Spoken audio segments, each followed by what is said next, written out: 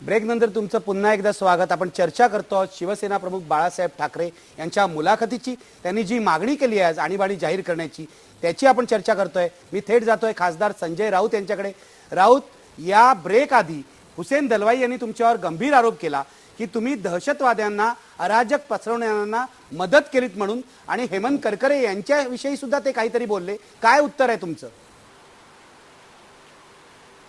दलवाई जे बोलले ते मी ऐकलं, बरोबर आहे त्यांचं। एक लक्षात घ्या, खरं म्हणजे आजच्या मुलाखतीमध्ये शिवसेना प्रमुखांच्या कुठेही या विषयाचा संदर्भ आलेला नाहीये। तरी सुद्धा मी दलवाई यांचा जो प्रश्न आहे त्याला मी उत्तर देऊ इच्छितो की जे प्रश्न आम्ही उपस्थित केले होते मालेगाव बॉम्बस्फोटाच्या निमित्तानं, त्या प्रश्नाशी आणि त्या आमच्या संपूर्ण विषयाशी आम्ही आजही ठाम आहोत। हेमंत करकरे यांचं दुर्दैवाने निधन झालं, दहशतवादी हल्ल्यात ते हौतात्म्य त्यांनी पत्करलं आणि त्यांचा हौतात्म्याविषयी आम्हाला पूर्ण आदर आहे। पण आम्ही जी मतं मांडली, आम्ही जे विषय मांडले ते हेमंत करकरे या अधिकाऱ्याविरुद्ध नव्हते, तर एटीएस म्हणून जो काय तपास चालला होता तो सरकारी दबावाखाली सुरू होता, राजकीय फायद्यासाठी सुरू होता। एका वोट ज्या वेळेला हिंदू त्याच्यात येतात, तुम्हाला अभिप्रेत असलेले, त्यावेळेला तुम्ही असं उलटी भूमिका घेणार, मुस्लिम असले की उलटी भूमिका घेणार असं नाही। दहशतवादी असतात। त्या सावरकरांची सून जी आहे हेमा, काय तिचं नाव, ती पुन्हा सांगते आम्ही बॉम्बस्फोट करणार म्हणून, आणि त्याचं तुम्ही समर्थन राऊत करता। मला फार वाईट वाटतं की या देशामध्ये तुम्हाला काय नेमकं हवंय? या देशामध्ये या तऱ्हेने हिंदू मुसलमान झगडा करून आणि मुसलमानांच्या वर बॉम्ब टाकून तुम्हाला या देशातले सगळे प्रश्न सुटतील असं वाटतं का? काय तुम्हाला या देशात करायचंय काय? या देशामध्ये 80-85% हिंदू आहे, तोच या देशाचं खरं भलं काय करायचं ते ठरवणार आहे, आणि त्यांनाच तुम्ही भडकवता। या देशामध्ये काय अराजक माजवण्याचं काम तुम्ही करता, हे बरोबर नाही। राऊत, उत्तर द्या। हुसेन दलवाईंचा प्रश्न अत्यंत संतप्त आहे। ते असं म्हणतात की हिंदूंनाच तुम्ही भडकवताय।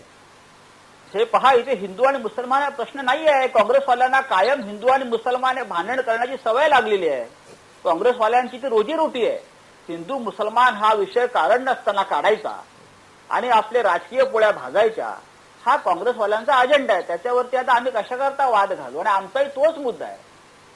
जर तपासामध्ये काय सिद्ध झालं तर तुम्ही तिथपर्यंत जाऊ शकता, पण तपासातल्या अनेक त्रुटी समोर दिसत आहेत आणि अनेक गोष्टी त्या तपासाच्या काळात गोपनीय ठेवायला पाहिजे होत्या, त्या रोजच्या रोज मीडियासमोर आणून हिंदू आतंकवादी हा जो प्रचार आणि अपप्रचार सुरू झाला, त्यातून हा सगळा मुद्दा निर्माण झालेला आहे। यापूर्वी लष्करात काही लोक पकडले, आम्ही त्याचे समर्थन केलं नाही। राऊत, मला तुम्हाला एक प्रश्न विचारायचा आहे। या सगळ्या प्रश्नातून, दहशतवादाच्या प्रश्नातून राजकारण बाजूला ठेवून आपल्या सर्वांना बोलता नाही का येणार? कारण आपल्या सगळ्यांचा शत्रू एक आहे।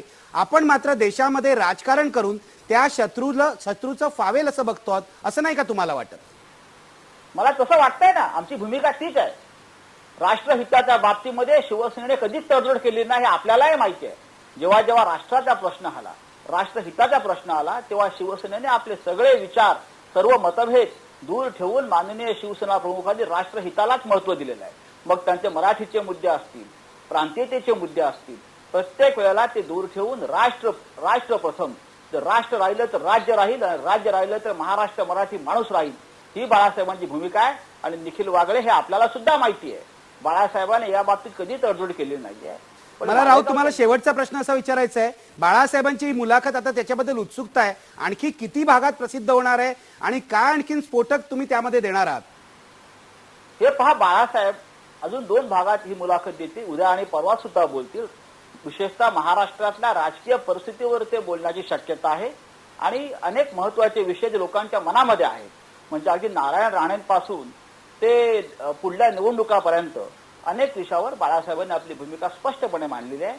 आणि उद्या आणि परवा या संदर्भात जे लोकांच्या मनातले प्रश्न आहेत त्याच्यावर बाळासाहेबांनी त्यांच्या पद्धतीनं ठाकरी शैलीत आपण म्हणा फार तर मी तुम्हाला एक सूचना करू का? किमान असले शब्द तरी वापरू नका। नपुसकचा अर्थ तुम्हाला कळतो का? असं आहे, या देशामध्ये सगळ्यांना अधिकार दिलेले आहेत, या पद्धतीने तुम्ही लिहिताय, बरं आहे का? सुसंस्कृत अशी भाषा वापराल का? आणि ही बाळासाहेबांचीच भाषा असेल तर तुम्ही लिहिताना जरा चांगले लिहा ना, तुम्ही अधिक सुसंस्कृत आहात ना। हुसेन दलवाई आपण कालपर्यंत समाजवादी पक्षामध्ये होता। बरं, मी तुम्हाला दोघांनाही विनंती करतो, हा वाद इथे थांबूया, कारण माझी वेळ संपलेली आहे। राऊत, मी तुम्हाला एवढंच सांगतो की मुलाखत छापण्याचा तुमचा हेतू साध्य झालाय, कारण या मुलाखतीवर वादळ उठलेलं आहे आणि पुढच्या 2 भागात सुद्धा तुम्ही असं म्हणालात की अत्यंत प्रखर अशी मतं बाळासाहेब व्यक्त करणार आहेत. मी त्याची वाट बघतोय. पुन्हा एकदा आपल्याला चर्चेसाठी भेटावं लागेल, याविषयी काही शंका नाही. माझा वेळ संपलेला आहे. कार्यक्रम संपवण्यापूर्वी पुन्हा एकदा आपला प्रश्न बघूया. मी सकाळपासून जो प्रश्न विचारलाय, आणीबाणी जाहीर करण्याची शिवसेना प्रमुखांची मागणी योग्य आहे का? पडद्यावर बघू शकता 89% लोक म्हणतायत होय, मागणी योग्य आहे. धन्यवाद. पहा फक्त IBN लोक.